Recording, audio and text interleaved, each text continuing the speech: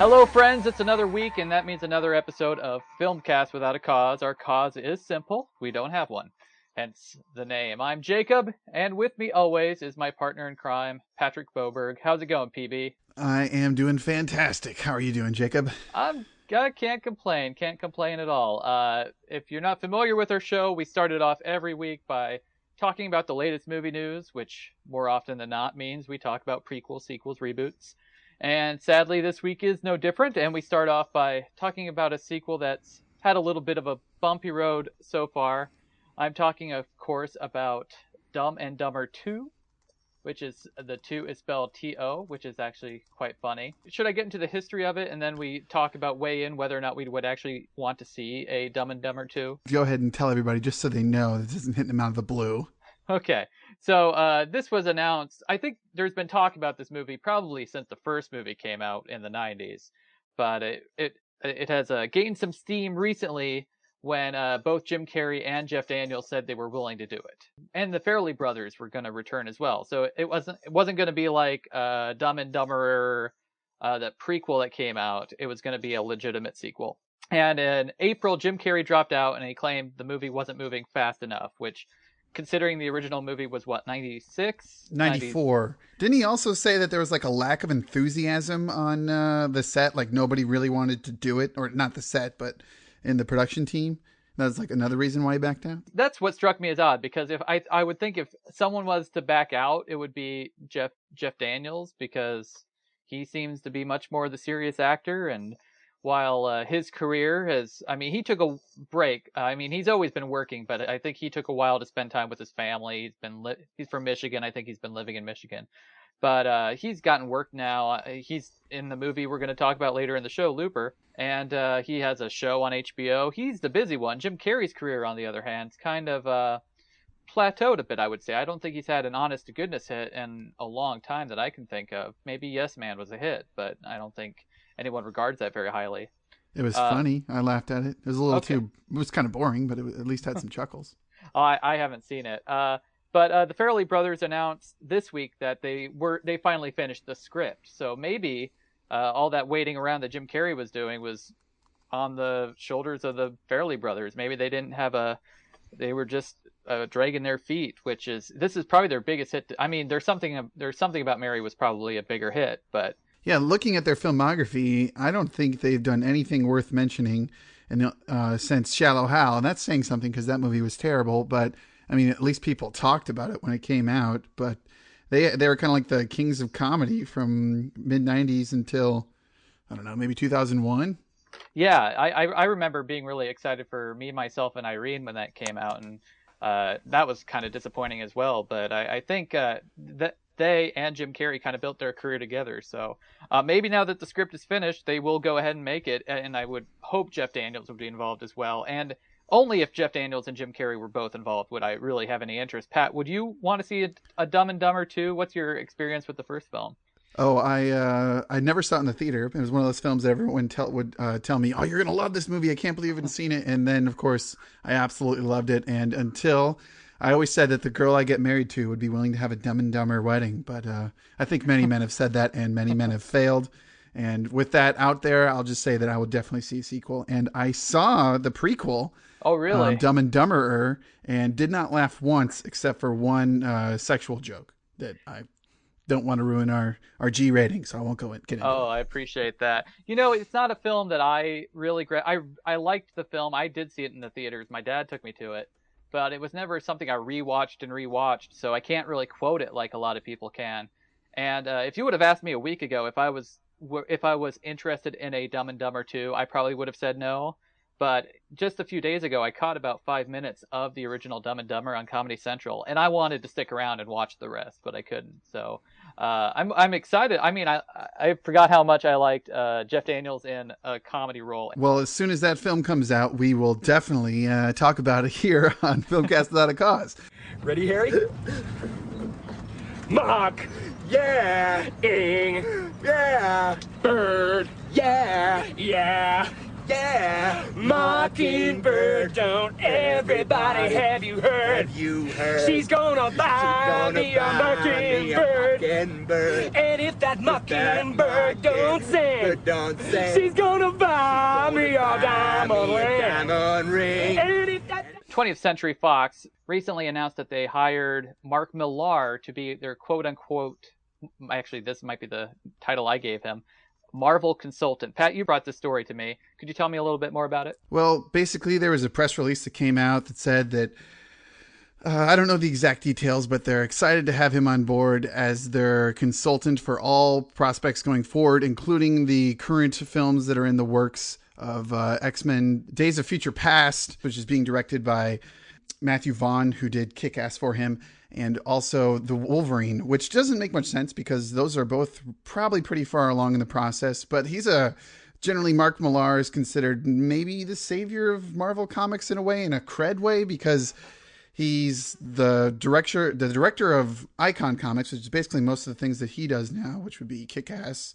Hit Girl, Nemesis, Superior, and they're super dark and super different, and people just, there's generally a cult behind him. So to bring him on as a sounding board or whatever just kind of makes sense to say that we're not going to do something stupid or, make Fantastic Four Rise of the Silver Surfer again or Daredevil again or something that really just is too merchandise friendly, not so much fan friendly. I don't really know if it's anything more than, something to make them look good and for him to cash a paycheck. I don't really know what he's going to lend to them other than some sort of credibility with the fanboys. And I don't even know how much that credibility will be because he's quite a divisive comic book writer. I mean, his movies have turned out to be pretty successful. Wanted and Kick-Ass obviously getting a sequel.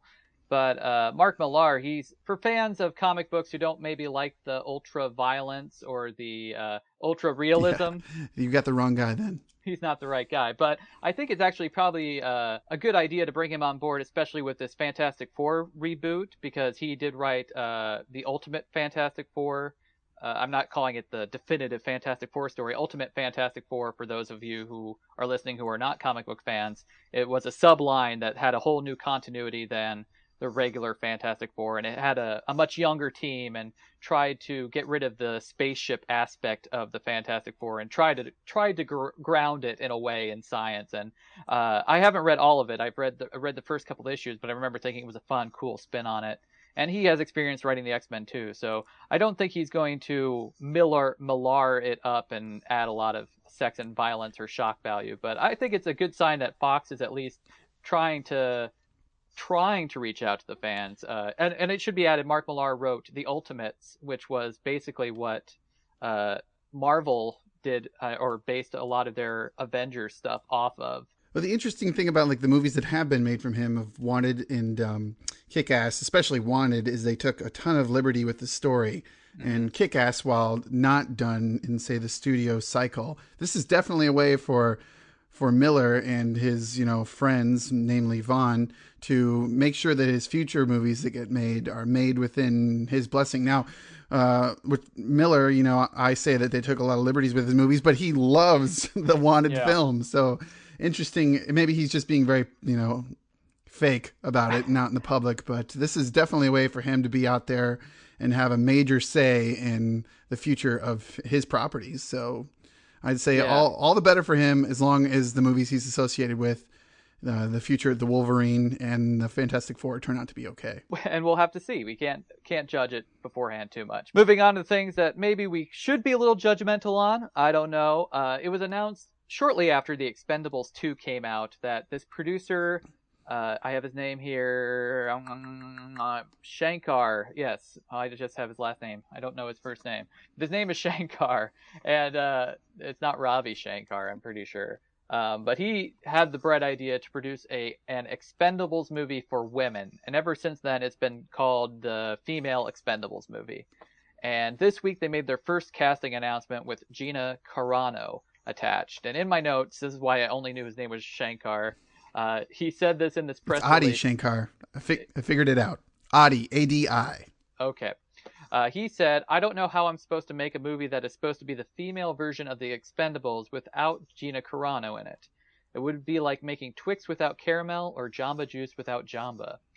And I found that quote hilarious, and that's why I wanted to talk about this, because Gina Carano has only made one movie, Haywire, which was, I think, a fun movie. She wasn't particularly good in it for an actor, but she's definitely a very physical person. But what would a female Expendables be? That's kind of my question. Are there really enough female action heroes to do the quote-unquote expendable thing, especially if their big star is someone who's made one movie? Well, I think there are, after doing a little research here, and after hearing that quote, I don't know if I didn't read that, but it would seem I would definitely not go with her. I think the first person you'd start any action film as a female would have to be Angelina Jolie. If you couldn't get her, then seriously, why would you be making it? She'd probably be Gina Carano, who's only done Haywire, a Steven Soderbergh film, who likes to make movies with people who aren't actors. She'd probably be the last person you'd call because you'd get her. And to be fair, I would say Gina Carano is attached to be a heavy in the Fast and the Furious 6. But yeah, she's another franchise known for its heavyweight acting. I see. Yes. Yeah, exactly. But I think Angelina Jolie is very unlikely to be. It's unlikely, but that's the person you'd say you'd go to. I was thinking of current action heroines would be like Jolie or Mia Jovovich, or Kate Beckinsale. Yeah, Kate Beckinsale. But the whole idea of the Expendables is that you're taking the action heroes from an older generation and bringing them together because they don't have a market to draw apart, pretty much. And as far as that goes, the only name I could think of that was an action heroine of the past would be Linda Hamilton. But she's only an action hero in one movie. And I think you could possibly get Sigourney Weaver she's definitely done a lot of things where she's been a tough woman in recent films. You could probably get her to pick up a gun and be a badass. Yeah, I think I'd be much more about this project if they weren't pitching it as female Expendables. If they were just saying they wanted to make a female action movie ensemble film, I would think that's a lot more interesting. And the other actress I thought of that would be a little older, that would be great. Now that you said Sigourney Weaver, I can't believe I didn't think about that. But would be Michelle Yeoh, who I'm not sure if she's still doing movies in Hollywood, but I had a feeling watching Expendables 2 that there's one female role and she's supposed to be this love interest for Stallone. So it was in the back of my head. It was like Yeoh would have been a lot more age appropriate for this role than the woman they cast.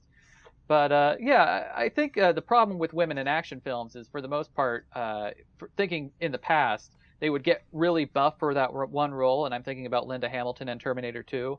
And then to get other roles, because you need to work, you need to be a little more feminine, I think. I'm not saying you need to be, but I'm thinking this was the Hollywood mentality, of course. And so you would not stay in that scary shape that Linda Hamilton was in T2. But we'll talk a little bit more about Sigourney Weaver later in our FWOAC Franchise Flashback. But maybe we should transition now into our main review, Pat. Sounds good. If you're ready for time travel, drugs, telekinesis, you've come to the right place. It's Rian Johnson's Looper. In the future, time travel is outlawed, used only in secret by the largest criminal organizations.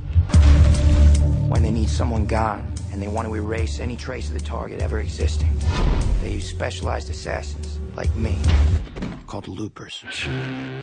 Joseph Gordon-Levitt hunts his future self, Bruce Willis, in the sci-fi mind-bender Looper. So you're me in 30 years. It's hard staring into your eyes. It's too strange. Your face looks backwards. Do you know what's gonna happen? You done all this already, as me? I don't want to talk about time travel. We both know how this has to go down. So why don't you do what old men do and die? Why don't you just take your little gun out between your legs and do it, boy? Looper is only the third film to come from writer-director Rian Johnson, and already the guy has established a reputation as a talent to look out for. His previous two films, Brick and the Brothers Bloom, weren't mainstream hits by any means, but in certain film circles, they're regarded as fresh takes on genres many have felt well-worn, crime noir and con films, respectively. Now Johnson's trying his hand at the time travel movie, a genre I'm sure we'll talk more about in the spoiler section at the end of the show. Pat, I think since the inception of our podcast here, it seems like we've rarely passed up an opportunity to say how much we were anticipating this film. So I ask you, does Johnson do something new with this sci-fi premise? And was the film worth all the anticipation we gave it? I'm not so certain that if Johnson does something completely new, but it certainly feels very fresh and is definitely something exciting.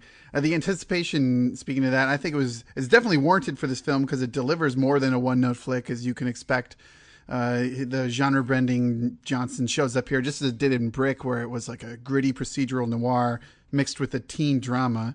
Here, of course, it's a time travel assassin flick with a few elements that, maybe we should say for the spoilers.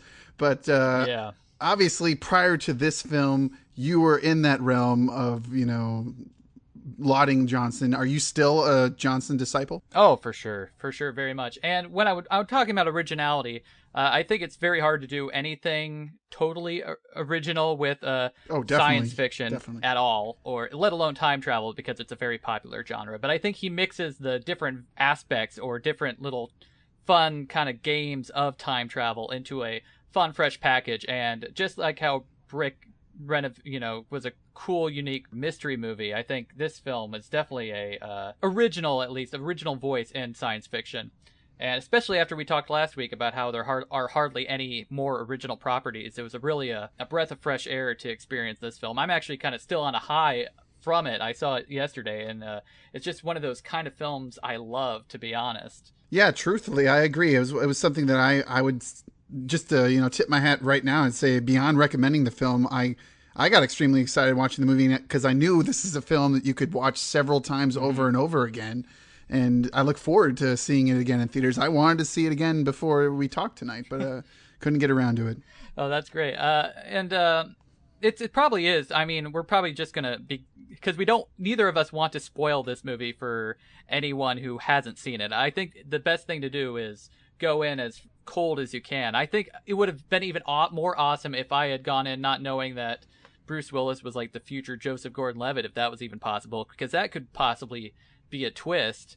But the movie has plenty of those, throughout the runtime for sure.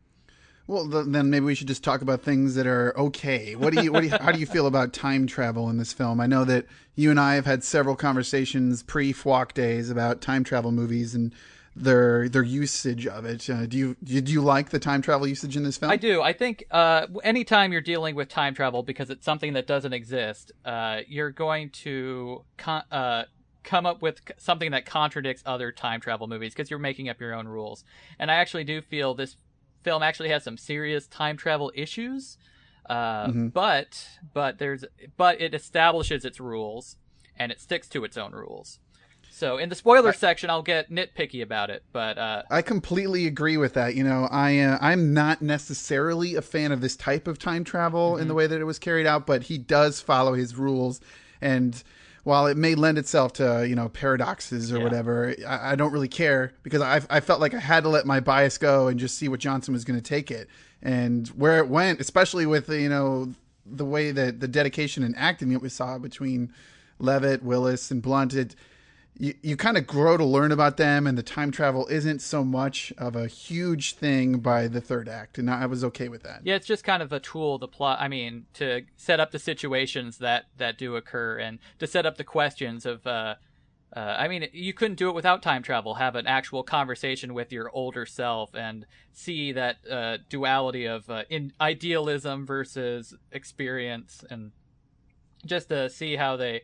I think Levitt there's this great scene in there's only really one scene where this isn't spoiling too much because, I don't know. Damn it. Maybe it is. And the film does some other cool things with that would probably get it into more spoiler detail. But if I keep talking, I'm just going to end up gushing about this damn film. So, Pat, do you have anything negative to say before I think the interesting thing about the film is that after the main scene where it's them two, where it's Levitt and Willis just, chewing nails in front of each other and just ripping up the scene in a good way, of course. Yeah. After that, they do spend a good majority of the film apart. And of course, their stories, one could be considered almost like a quest and the other is kind of like a bracing for war.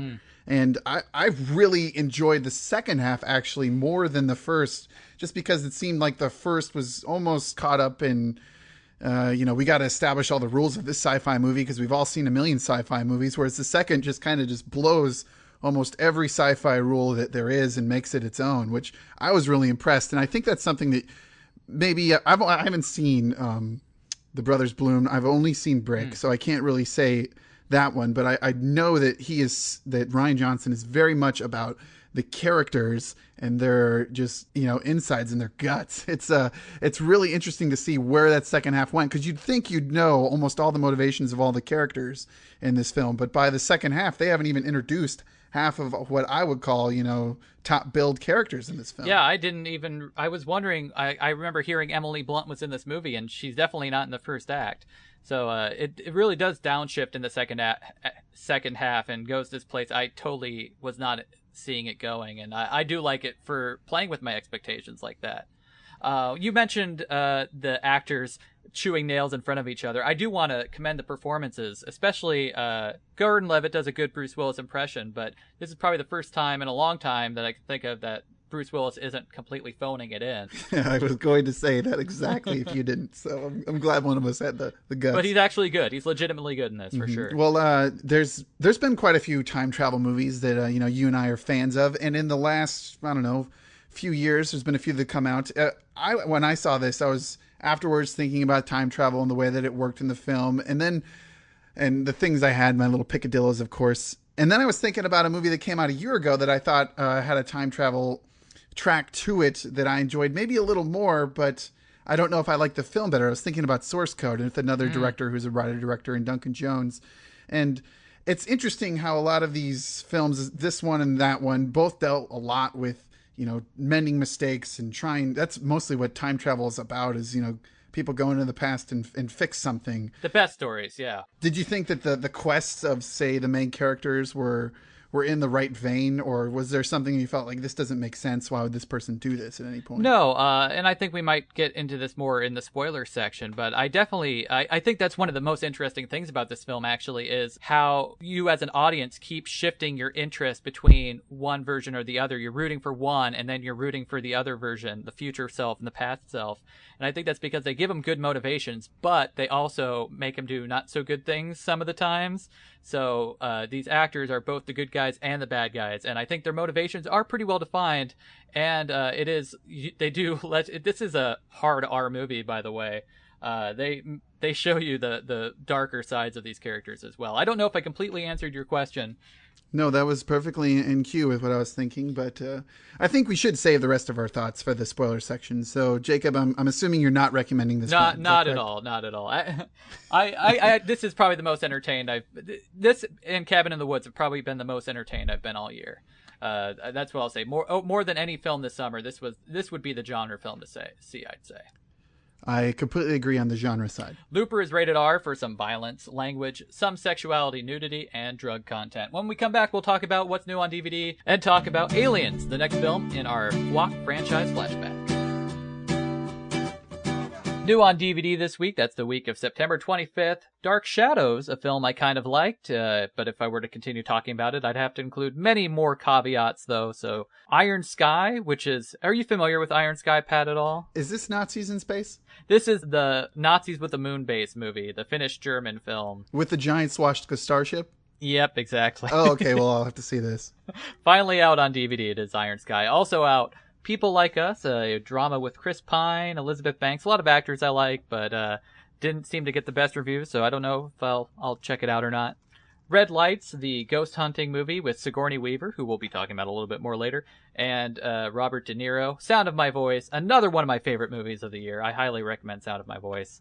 The Hole, which is a kid-friendly horror film, and this kind of ties into something we talked about last week. I wanted to include it. Dark Star, the Thermostellar Edition, new to Blu-ray. That film, of course, by Dan O'Bannon, the co-creator. I would say call him the creator of Alien. Pat, have you checked out anything new this week before we get into the FWOAC Franchise Flashback? I have actually not seen many films this week because Marita and I have been sucked in by binge-watching Bones on Netflix. Oh, a show really? that I never wanted to watch when it first came out because it seemed like a X-Files rehash. But it turns out it's nothing like the X-Files, and it's actually almost in like the Whedon playfulness realm, which makes sense because I can't really say his name. David Boreanaz. Boreanaz, thank you. He's in that family. He was on Buffy, and I gotta say, if you're looking for a show that's 7 seasons in, easy to binge watch on Netflix, has a bunch of good laughs and heartfelt storylines,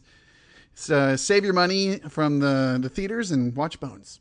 Yeah, that's a show I've always been curious about. Love David Boreanaz on Angel. I watched another crime drama. I watched the pilot of Vegas this past week, the new CBS crime drama. And is it good? I would say it was pretty good. It's probably not the kind of show I'm going to stick with because it, despite it having a great cast, Randy Quaid. You're going to ditch a show? How does this happen? Well, I have to cut the tie early, but we'll see. I might have to tune in for the second question. I said Randy Quaid. That's not the right Quaid. It would be a better show if it was Randy Quaid. You mean Dennis Quaid? Dennis Quaid and Michael Chiklis, chick from Matrix. She has 3 names. Let's just call her Trinity.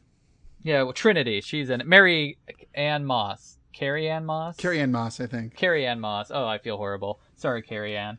And Jason O'Mara, who was on Terra Nova and Life on Mars before that. Yeah, it's just a great cast at a good setting, 1960s Las Vegas. But it seems to, I have this feeling it's going to be more of a crime of the week type show, and he's already established as this tough guy sheriff. And as far as CBS shows go, I only have one crime of the week show I fit into my schedule, and that's Person of Interest. But Vegas, if you like that kind of thing, or if you like one and done murder mysteries, I would recommend Vegas, but I don't think I will be I might tune in for the second week and then the third week, and then we'll see. Let's get off the TV talk and get on to movies we watched on our TV. It's time for, so you're saying it's time for installment 3 of the FWOAC Franchise Flashback? I am. Bum, bum, bum. Just tell me one thing, Burke. You're going out there to destroy them, right? Not to study, not to bring back, but to wipe them out. That's the plan. After escaping the xenomorph and alien, Ripley is found drifting through space. Her employers from Wayland Industries don't believe her story, but need her help when the terraformers on her alien-riddled planet go quiet. I'm scared. Movement. Talk to me, Hudson. I got signals. I got readings front and behind. There's nothing back here. Look, I'm telling you, there's something moving and it ain't us. Get them out of there! In 1979, Ridley Scott broke open a new avenue for science fiction and horror films with Alien. As lauded as it was, 8 years later, James Cameron's 1986 sequel, Aliens, is considered by many to be the better film, something I argue against every chance I get. Now, with our FWOAC Franchise Flashback series, we don't necessarily review films that predate our podcast. This is more of a revisiting of material and discuss the development of a franchise as it undergoes its filmography.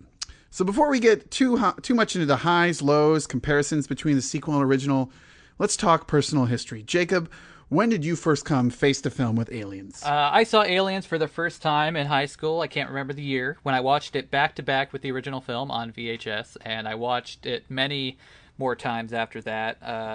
For the longest time, I did consider it my favorite in the franchise, and we'll have to see how that holds up by the end of the franchise flashback. But I'm a big fan of James Cameron. I love the Terminator movies, and this is definitely a James Cameron film. It has a lot of his cast stable. It's got that clunky but quotable dialogue. It's got lasers and robots. What about you, Pat? What's your personal history with it?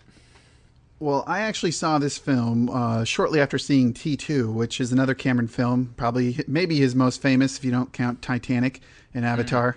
Okay, so it's not his most famous film. But after I saw that, I at the time I did greatly enjoy it, but not enough that there was anything memorable. It's the like the fluid, seamless storytelling that's T2 made sense, and every character had something going in it. But looking back, I kind of hold the reverence for Aliens that I do of like Rambo: First Blood Part 2. There is a lot of fun and hilarity and some explosions in it, but too much cheese. Maybe that's giving away too much early in this, but that's generally where I go. Let's do the better and worse. What did you think was better than you remembered, Jacob? Well, I will say, for the record, we both watched the 20-minute longer special edition, which isn't a director's cut, but it is James Cameron's preferred cut. And the question is whether it was better or worse than I remembered. The last time I watched this film, it was in a head-to-head Twitter match with you. Yeah, I know, and I was just flaming. And you were flaming the thing, and I think I took a little bit of a defensive, and I was too preoccupied with trying to say something highfalutin and new about it that I didn't enjoy it that much. So in that case, it was better than I remembered it. Now that your flaming gloves are off, can you say it was better or worse than that viewing? Slightly better, just because I was basically, for those who weren't there, had this argument that Alien is better than Aliens, and everyone was on Jacob's side at the time. And I said, I challenge you to a live review on Twitter back at our old job. And I spent the whole time finding every little thing that was wrong with it without just over enjoying the entire pie. You know, I was caring too much about the ingredients. And it is a fun action film, but I still don't think it's anything But remarkable. say the best part. What would be your choice for best part of Aliens? If anyone disagrees with me, they're probably insane. It's everything post the Burke betrayal, where he locks them in the med room and lets out one of the face suckers. It's, you know, everything from when Ripley returns to the base with her gun is, you know, pretty much undeniably awesome. I mean, it takes a long time to get there, but that's, for me, the best part. What do you think? I was going to go with a scene that's actually very, very early in the movie. And that's, I mean, the sequence you described, that is pure awesomeness. I can't argue with that. But I wanted to say, I like the scene in the special edition. It's in the special edition only, when we find out that Ripley had a daughter and she just recently had died of old age because Ripley was in stasis the whole time. And I think that sets up a thread that runs out throughout the film. It doesn't say anything about mothers and daughters enough to call it a theme, but I'll call it a thread it continues all the way through the, you know, her relationship with the Newt and then the alien queen. But I think it gives the film an emotional resonance that not a lot of blockbusters have. But yeah, it's definitely something I never picked up before this as much, but you can just totally see it with the way she interacts with Newt on the base. So before I let you go off on the weakest part, maybe I have the same choice. We'll see. I'm going to say Bill Paxton is actually the weakest part of Aliens. And that pains me a little bit to say because he is probably the most quotable, but he is pretty annoying. He is pretty irritating. He plays it pretty big. And he's an actor. I think I held this performance against him for the longest time because I refused to take him seriously. But yeah, he really got on my nerves this viewing of it. Pat, what would you say is the weakest part of Aliens? I'm already holding my head in shame. Well, obviously, I'd go first with the Marines. Anything to do with the Marines, and just the way that James Cameron portrays military in any of his films is just completely over the top and gross. For a man who, you know, prides himself on spending months in Brazil with, you know, indigenous people so that he can get the blue aliens on Avatar, you know, correct. He spends so little time, you know, trying to get his military people correct that it's almost upsetting. But beyond that, I also think there's several scenes in this film, and maybe it's just because we watched the longer one, where there's all this setup, like showing Ripley getting in the loader is like a 2-minute sequence, and the shuttle dropping the planet is another 2 minutes, and Hudson running down all the weapons that they have. Who cares? And then Ripley gearing up in the elevator. I mean, I guess those are adding tension and showing, you know, skill or whatever. But I just feel like those are things that if they...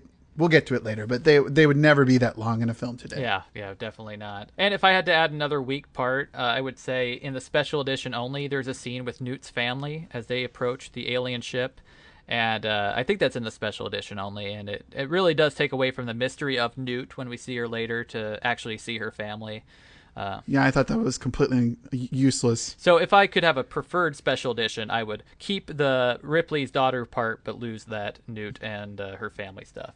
Is there anything that resonated with you this viewing that you hadn't noticed on a previous viewing? Well, we talked a little bit about Ripley and her daughter and just interacting with Newt. Maybe because they had a mutual xenomorph experience, you know, it's like the shell shock that Newt's in, but obviously it's also because she's using Newt as like a surrogate. You know, it's excellent for storytelling, of course.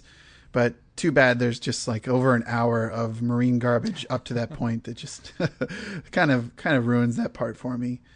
I don't know. And also something that resonated with me now after seeing Prometheus is Cameron's Queen Xenomorph. Is it almost kind of negated by the way that Prometheus has these bioengineered Xenomorph weapon pods? They're not so much eggs as they are just ready to be released into an ecosystem to destroy it. You know, that's something I wrestled with a little bit with Prometheus, and I think the rationale I came up with my mind, which is, again, very skewed, is that... your mind or your rationale? My rationale inside my mind was that the queen would be an evolution that happened further down the line where the aliens could become self-replicating. And that's just me trying to justify a clear disregard for the established continuity. Maybe that's just Ridley Scott saying, yeah, those are good movies, but they're not my movies, so I don't care what they did post-Alien. You know, and there's a lot of ways you can look at the franchise only consist of certain films, and I actually kind of do that in my own way. We can talk about that later.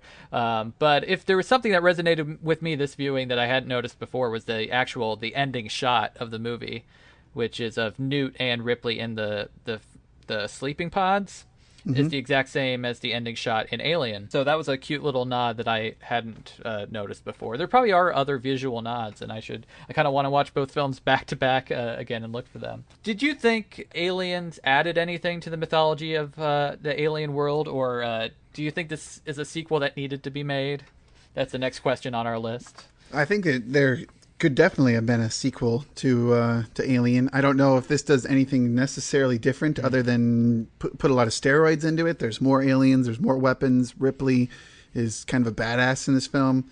I'm not sure really that the majority of the film tells us anything that we didn't learn in the first movie, except for that Wayland Enterprises is pretty terrible. Yeah, I think what I liked about this film and why I think it's a good sequel, and one of the better sequels I think of films made, I think because it does something completely different with the things established in the first movie, like the corporation, the acid blood. It has a few. It uses that as a real tool, and the face huggers there's a great sequence I think when the face hugger is loose in a lab room with Ripley and Newt.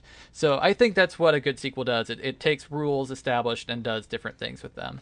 Well, I guess the next question, of course, is if they made this movie today, what would you see being changed? Well, if James Cameron was still making it, he'd probably get to do whatever the hell he wanted because he's James Cameron now.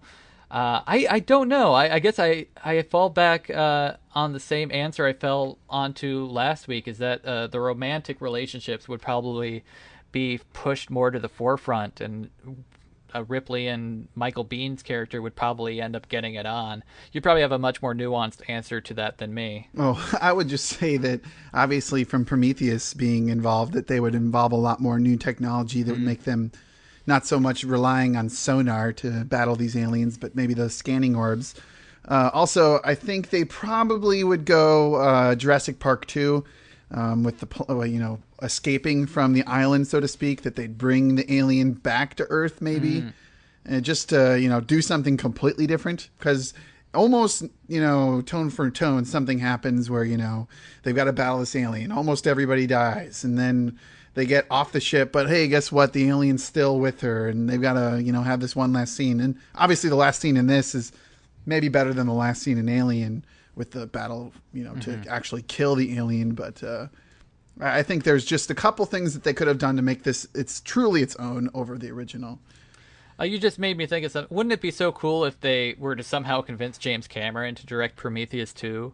And then that would be amazing, even though I'd probably rip it apart. It would give you something to do. And then David Fincher, and then he could do Prometheus 3, and then maybe or maybe not. Then Joss Whedon could write the fourth movie and totally blow it up after someone else makes it all wrong.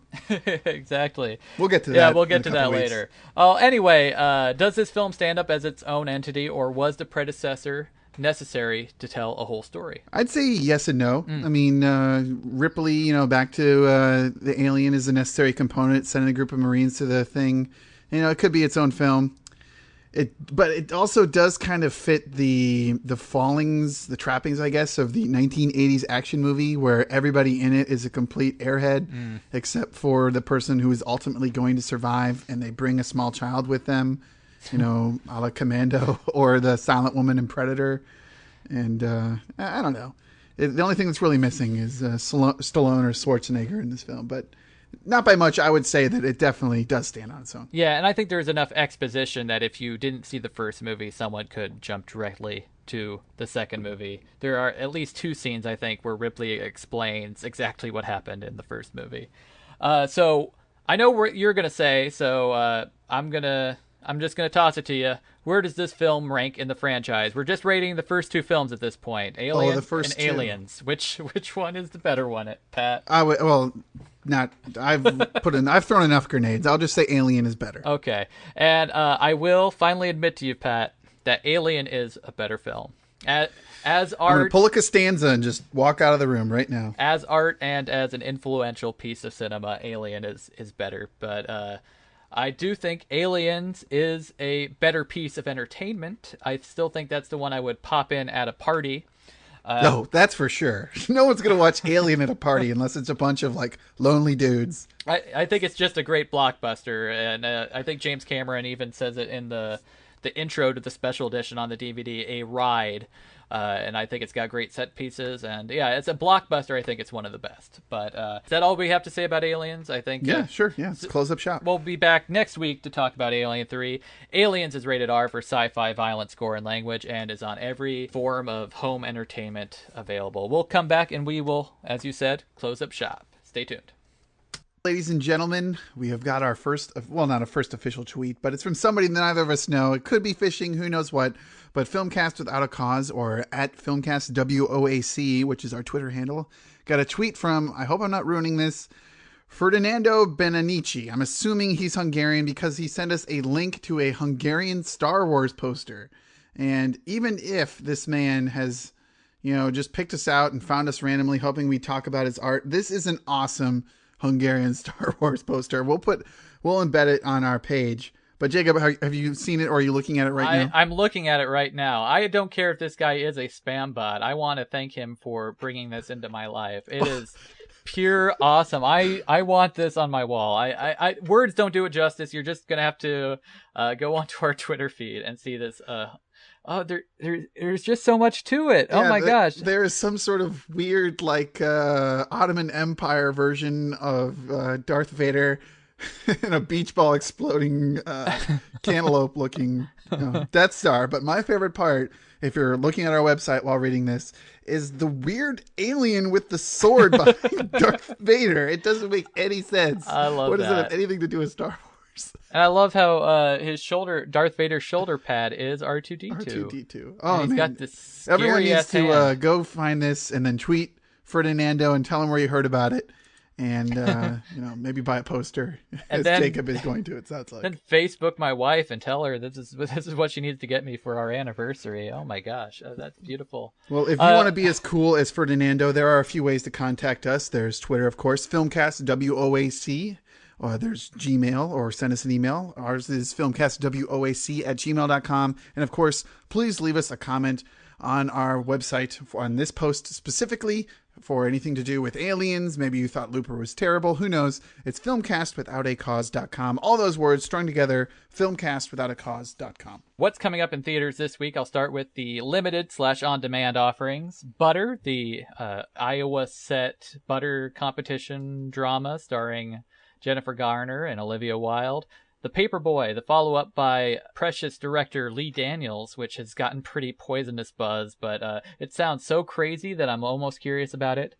VHS, which is a found footage horror anthology film, which would be cool to watch on VHS, actually. And Wuthering Heights, which is a kind of, or a fresh adaptation. I had the opportunity to see this at the River Run Film Festival, and I didn't take it, or it was always opposite of one of my screenings or something else I needed to see. But it's getting a lot of Oscar buzz, so I'm kind of curious about Wuthering Heights. But we won't be reviewing it next week. The major releases would be Frankenweenie and Taken 2. Pat, you expressed that you have interest in Taken 2. Yeah, that's correct. Mainly because it looks awesome, and I don't really want to give any more money to Tim Burton. Oh, okay. I was actually kind of looking forward to Frankenweenie because I was a fan of the short film that he made in like 84, I think. That's the thing, is he said, I've read somewhere that he was really excited about it to get back to new ideas. And I was like, isn't this like a 30-year-old story that he wrote, back in the 80s? And that said, it barely sustained a 30-minute runtime, so who knows what the movie... that's kind of where the curiosity is I'm like, how do they make that a feature? But I'm down with Taken 2. I might have to revisit the original Taken. I wonder if that's on Netflix or not. Well, that's it for this week of Filmcast Without a Cause. I tend to wrap it up around here. Wait. We did kind of tease something that maybe a few of you want to stick through the music. Yes, exactly. So if you have seen Looper and you want to hear us get really nerdy about time travel, and I don't know if we'll nitpick it, but we'll talk about specific plot details, stay past the music. But if you haven't seen it, I would highly recommend you turn it off after you hear me say, bye-bye, everyone. That's a wrap. I'm finished.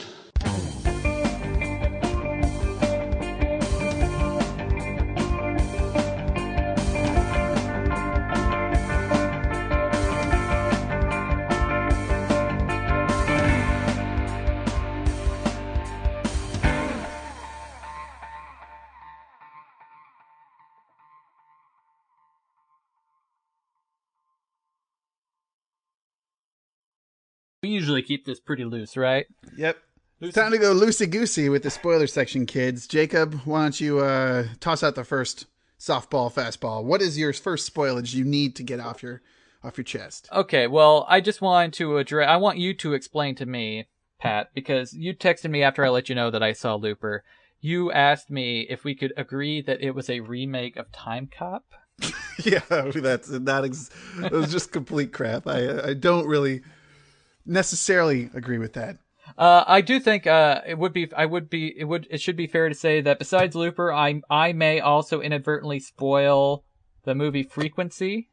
So if you haven't seen Frequency, maybe you should... No, I won't spoil Frequency, but that plays by very similar time travel rules as Looper.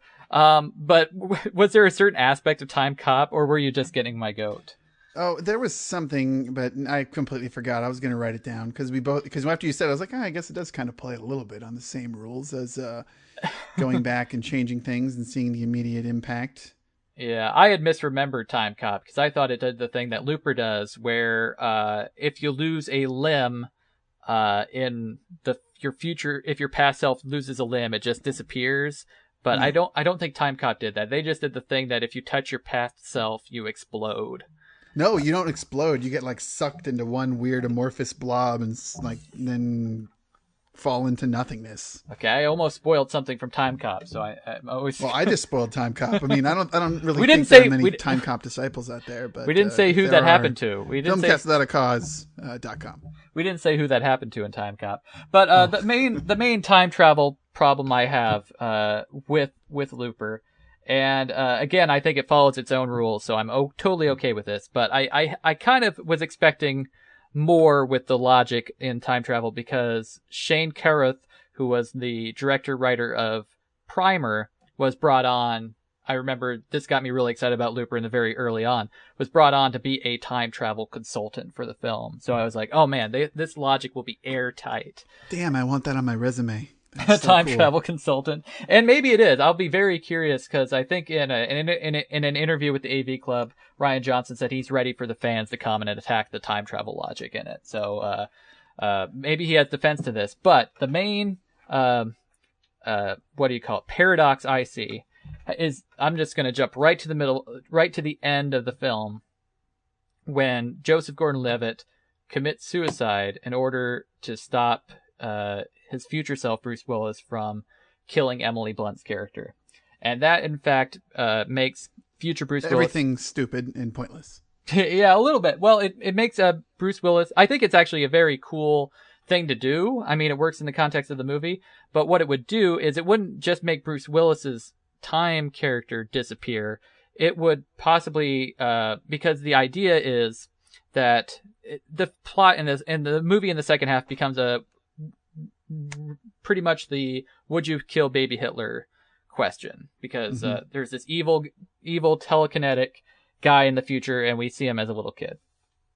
But if the theory goes on that if the little kid doesn't see his mother killed in front of him, he will not go on and have all the loopers killed. He'll end up being a good guy. But if all the loopers aren't killed, it would basically retroact everything that happened in the movie. And even Joseph Gordon-Levitt there wouldn't be put in the situation he was in, and thus he would also probably disappear. Or that's kind of what I'm wrestling with. Do you get what I'm saying? Yes, if he were to do that, it would almost kind of make everything reset, and all these people would come back to life almost, and maybe even Joseph Gordon-Levitt would just disappear and then reappear in another part of town because he would never have the motivation to do what he did. That said, is that what you're kind of getting at, or am I off base? No, you're totally understanding me, because the events that set into motion at the beginning of the movie wouldn't have happened. After seeing this film and being just a time travel nerd, I never got into the complete nerdiness of my love for time travel and all the things that I love. But like the paradoxes of this and the way that it kind of, it doesn't follow a lot of principles, most notably after looking this up because I had to know. There's this very well-held principle called the knockoff self-consistency principle, where even if you went back in time to kill, say, your grandfather or baby Hitler, you couldn't do it. You couldn't actually, the universe wouldn't allow you to. And even if you did it, the universe would correct itself because it would force that event to happen, that person to happen. There would be another way to make it happen. So if he killed himself, maybe it would reset everything. I mean, it's cool to see in Looper people losing their arms and legs and people, disappear, or the older self disappearing, but that doesn't necessarily work for me personally. I thought it was cool, and I'm glad that they stuck with it.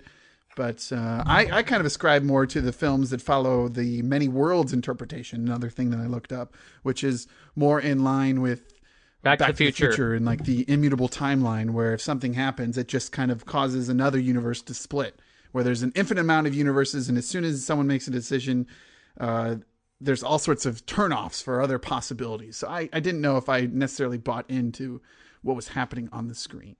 I think that really started bugging me when the Paul Dano's character, his future self, his limbs started disappearing, and I realized they were doing that thing. Yeah. Because it made me, like, I think it wouldn't just disappear. Like, his arm would always be gone in that sense, or both of his legs would always be gone, and then he wouldn't have been able to run in the first place. Yeah, just like his whole he doesn't have memories. That they suddenly go foggy. Wouldn't he he'd have the memory that, I just always had that arm missing. Or the whole, why is it just limbs and memories? Why wouldn't it just be his entire motivation? If Joseph Gordon-Levitt sees himself and gets pissed off, why wouldn't, or, suddenly falls in love with Emily Blunt, wouldn't that change future Bruce Willis's Joe to almost give up the hunt? Yeah, and that is true. And I realize, you saying that and me admitting it's true, it wouldn't make for a very interesting movie. It would be the scene that, and this is one scene I really loved in the movie, when Bruce Willis says, "I'm not going to explain time travel to you. I'd have to get straws out," and all that. And that's when I started to forgive the movie for all these time travel, logical fallacy or logical flaws, because I'm like, okay, they admit it right here. They're just going to tell their story. But now, we obviously didn't touch it all on in the review, the telekinesis and the whole TK business that was going around. I didn't know that they necessarily had to turn Sid into what is you could consider the Phoenix Force to make his TK abilities that terrifying. Did you think that was a little overdone? I was a little off balance about the whole telekinetic thing being inserted in the movie period. In the movie period at first, because I'm like, it just, I like my chocolate and my peanut butter separate when it comes to my genre films. I love that phrase. Thank you for saying that. That is exactly what I thought. But I think what purpose it serves, it creates some cool visuals for one, and it makes some of the action sequences in the third act more interesting. But it does confirm, or it otherwise, these babies, we haven't mentioned that Bruce Willis is a baby killer, because he's basically the Terminator trying to kill this future Rainmaker, who's going to be this mob boss who will result in the death of his wife.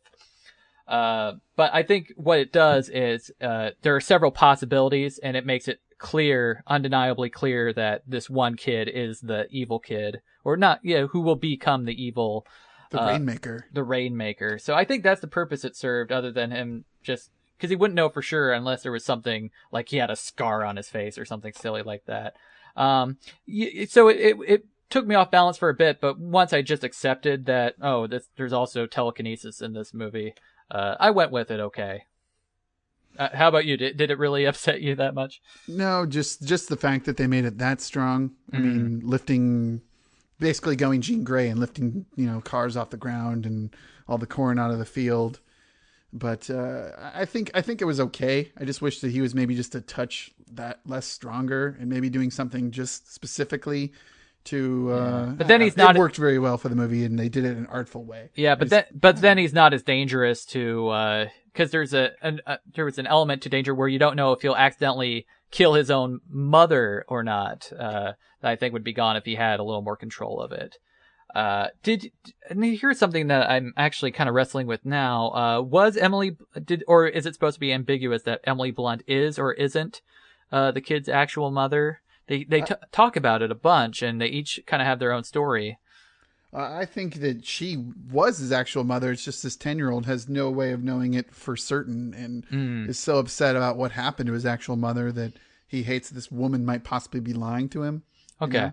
that's what I was hoping was the case, because it has more emotional resonance if she actually is his mother and not a surrogate. But it seemed like a film that already has so many twists and things going on, to add that element to it. Maybe it was just more his trying to add another character, nuance to that, or new character dynamic. I don't know, but it maybe was one curveball too many, because obviously you're trying to juggle all these balls as an audience member. Well, when we talked after the review, and we were paused for a second, we were talking about how this film just introduces Sid, Emily Blunt, and even Bruce Willis to a point after the inciting incident, and almost deep into the second act. And that is a risky move to pull off. But I personally felt that, even without introducing who might be considered the real bad guy in Sid, the Rainmaker, that was really, really strong. I would say on the other point, though, that Jeff Bridges' character is... Jeff Daniels. I'm sorry. Jeff Bridges would have been an interesting choice. But Jeff Daniels' character was kind of almost done a disservice by the end. Like, oh, he just dies. Whatever. Yeah, if I did, and I probably should have tried to work this into the main review, if I had a serious problem with the film, is that it lacked a really good villain character, because Jeff Daniels, when he's introduced, you think maybe it's going to build up to a great confrontation, but I guess the villain is one or the future or past Joe, depending on who you sympathize with. But I think by the end you're obviously supposed to sympathize with young Joe, because you don't want to see this kid die. Or maybe you did. Did you want to see? Were you rooting for old Joe? That's the funny thing. I'd say that while I wanted to know more about Jeff Daniels' character, by the resolution of the film, I didn't know who to root for really until Joseph Gordon-Levitt. Until Joseph Gordon-Levitt killed himself, because they just present everyone's case in such a way that it makes such great sense. Until you start to realize that maybe Bruce Willis would forget almost immediately about that woman in the future.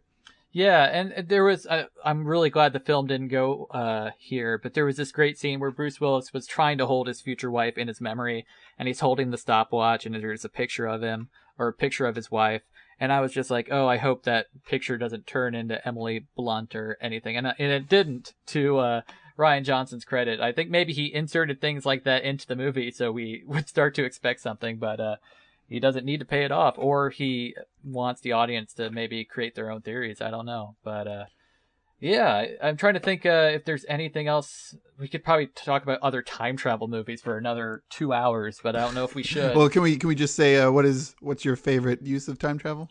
Well, you were. I think I've talked about the film Primer. I don't know if I've talked about it on this podcast, but it doesn't have to be a film. It can be anything. I really like when you were talking about the causality, whatever happened. The show Lost did that very well in its 4th season. And I really like Primer, and I can't think of any books or comics that I want to single out.